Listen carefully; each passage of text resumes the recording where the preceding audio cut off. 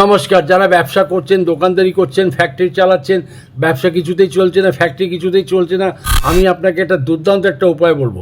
কি করবেন? মঙ্গলবার দিন হনুমানজির মন্দির থেকে একটা পাতায় হনুমানজির চরণে সিঁদুর নিয়ে আসুন। একটা পাতায় যখন নিয়ে আসবেন, যখন আপনি ব্যবসার স্থানে নিয়ে আসুন, সেটা কী করুন? অনামিকা আঙুল দিয়ে হনুমানজির ছোটো ভাই নাম গতিমান, ওনার নাম নিয়ে আপনি ওটার টিপটা লাগিয়ে দিন দোকানে বাইরে উপর দিকে লাগিয়ে দেবেন। যখন লাগিয়ে দেবেন, তারপর আপনার ব্যবসা দ্রুত গতিতে চলতে শুরু হবে।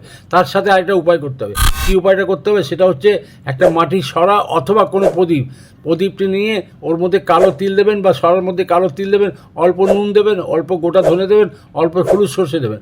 এটা একসাথে সব দিয়ে ব্যবসায় স্থান, যেখানে আপনার ব্যবসার স্থান আছে, সেখানে কোথায় লুকিয়ে রেখে দিতে হবে।